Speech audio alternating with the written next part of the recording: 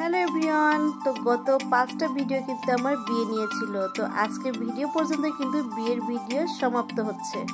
আসসালামু আলাইকুম, সবাই কেমন আছেন? আশা করছি যে যেখানে আছেন ভালো আছেন। আমরা আলহামদুলিল্লাহ ভালো আছি। তো রং খেলা দেখেছেন, হলুদ দেখেছেন, মেহেদি দেখেছেন, বিয়ে দেখেছেন, বৌভাত দেখবেন না? আছে কিন্তু বৌভাতের অনুষ্ঠান, তো সেখানেই যাচ্ছি। 9টা টাইম দিয়েছিল, 10টা বেজে গিয়েছে। এখন হুটহাট করে চলে যাব, আর বৌভাতটা দেখতে হলে কিন্তু ভিডিওটার সাথে থাকতে হবে। তো চলেন যাওয়া যাক বৌভাতে। এই তো হুটহাট করে চলে আসছি ধানমন্ডি চৌধুরী সেন্টারে। তো আসার সাথে সাথে হচ্ছে জামাই আমাদেরকে ডাকতেছে আর হচ্ছে বলতেছে যে আপু আপনার কাছকে অনেক সুন্দর লাগতেছে।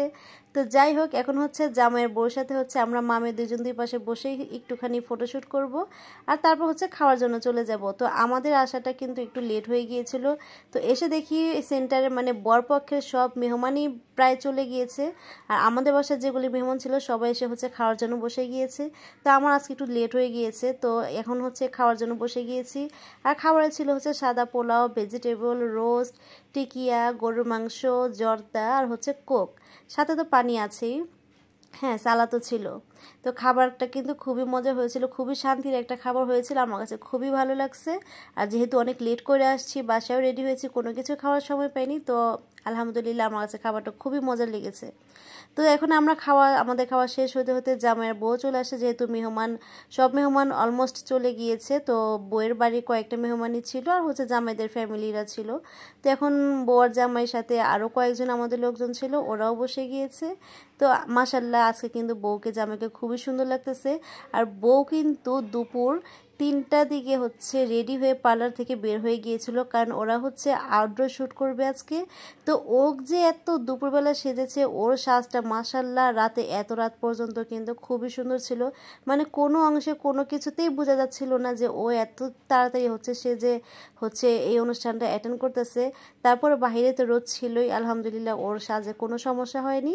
আর ও কিন্তু আমাদের বোন তানিয়া, ওর কাছে সেজেছে, যেহেতু তানিয়ার নিজস্ব পার্লার আছে, তানিয়াস মেকওভার নামে হয়তো বা আপনারা পরিচিত। তো এখানে এই যে সবাইকে একটা টুকটাক ভিডিও করতেছি। আসলে বৌভাতের ভিডিওটা কিন্তু আমার সেই রকম করা হয়নি, কারণ গিয়েছি লেট করে, আবার মনে হয় 1.5 ঘন্টার মতো ছিলাম, তারপর আবার বাসায় চলে আসছি বউ নিয়ে। তো এত লেট করে গেলে তো আর ভিডিও এত কিভাবে আর কি করব, তার মধ্যে তো আমাদের গল্প টল্প ছিলই। এখানে আমি একটুখানি মানে সবার সাথে একটুখানি মানে কি বলবো ভিডিও করতেছিলাম, একটু ছবি তুলতেছিলাম। আমার বোন আমাকে ছবি তুলে দিচ্ছিল, আর এখানে মেয়ে হচ্ছে আমাকে একটু ভিডিও ক্লিপ নিল। আর আমাদের শাহাল বাবুটা কত সুন্দর যে দুষ্টামি করতেছে।